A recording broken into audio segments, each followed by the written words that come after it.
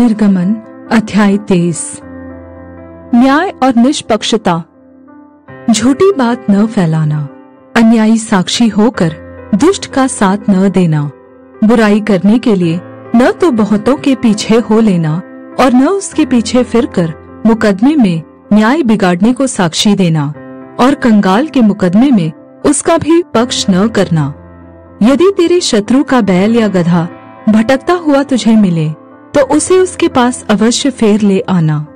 फिर यदि तू अपने बैरी के गधे को बोझ के मारे दबा हुआ देखे तो चाहे उसको उसके स्वामी के लिए छुड़ाने के लिए तेरा मन न चाहे तो भी अवश्य स्वामी का साथ देकर उसे छुड़ा लेना।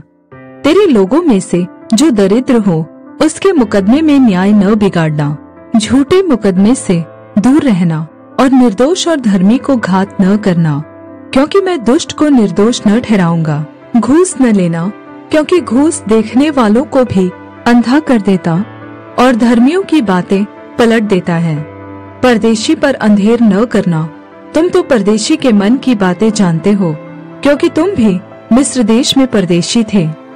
7वां वर्ष और 7वां दिन, 6 वर्ष तो अपनी भूमि में बोना और उसकी उपज इकट्ठी करना, परंतु 7वें वर्ष में उसको पड़ती रहने देना और वैसा ही छोड़ देना, तो तेरे भाई बंधुओं में के दरिद्र लोग उससे खाने पाए, और जो कुछ उनसे भी बचे वह जंगली पशुओं के खाने के काम में आए। और अपनी दाख और जैतून की बारियों को भी ऐसे ही करना। 6 दिन तक तो अपना कामकाज करना और 7वें दिन विश्राम करना, कि तेरे बैल और गधे सुस्ताए और तेरी दासियों के बेटे और परदेशी भी अपना जी ठंडा कर सके। और जो कुछ मैंने तुमसे कहा है उसमें सावधान रहना और दूसरे देवताओं के नाम की चर्चा न करना, वरन वे तुम्हारे मुंह से सुनाई भी न दे। 3 प्रमुख पर्व। प्रतिवर्ष 3 बार मेरे लिए पर्व मानना। अख़मीरी रोटी का पर्व मानना, उसमें मेरी आज्ञा के अनुसार अबीब महीने के नियत समय पर 7 दिन तक अख़मीरी रोटी खाया करना, क्योंकि उसी महीने में तुम मिस्र से निकल आए, और मुझको कोई खाली हाथ अपना मुंह न दिखाए। और जब तेरी बोई हुई खेती की पहली उपज तैयार हो तब कटनी का पर्व मानना। और वर्ष के अंत में जब तू परिश्रम के फल बटोर कर ढेर लगाए तब बटोरन का पर्व मानना।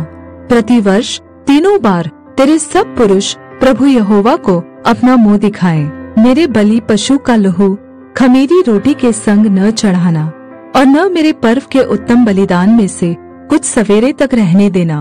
अपनी भूमि की पहली उपज का पहला भाग अपने परमेश्वर यहोवा के भवन में ले आना।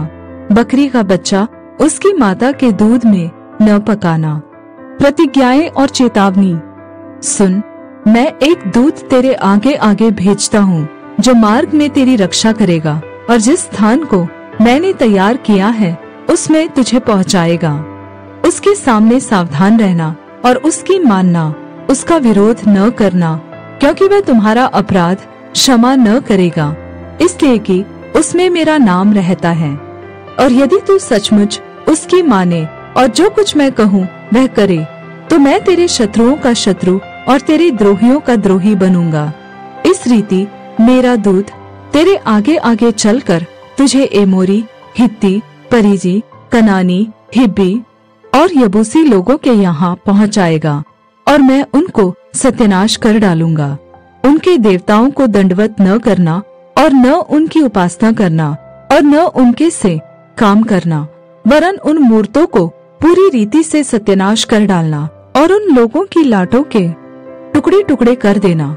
तुम अपने परमेश्वर यहोवा की उपासना करना, तब वह तेरे अन्न जल पर आशीष देगा और तेरे बीच में से रोग दूर करेगा।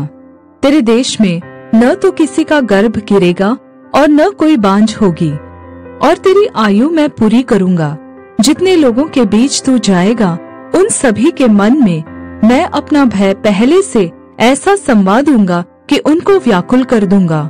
और मैं तुझे सब शत्रुओं की पीठ दिखाऊंगा, और मैं तुझसे पहले बर्रों को भेजूंगा जो हिब्बी, कनानी और हित्ती लोगों को तेरे सामने से भगाकर दूर कर देंगी। मैं उनको तेरे आगे से एक ही वर्ष में तो न निकाल दूंगा। ऐसा न हो कि देश उजाड़ हो जाए और जंगली पशु बढ़कर तुझे दुख देने लगे। जब तक तू फूल फल कर देश को अपने अधिकार में न कर ले, तब तक मैं उन्हें तेरे आगे से थोड़ा थोड़ा करके निकालता रहूंगा। मैं लाल समुद्र से लेकर पलिश्तियों के समुद्र तक और जंगल से लेकर फरात तक के देश को तेरे वश में कर दूंगा। मैं उस देश के निवासियों को भी तेरे वश में कर दूंगा और तू उन्हें अपने सामने से बरबस निकालेगा। तू न तो उनसे वाचा बांधना और न उनके देवताओं से, वे तेरे देश में रहने न पाए।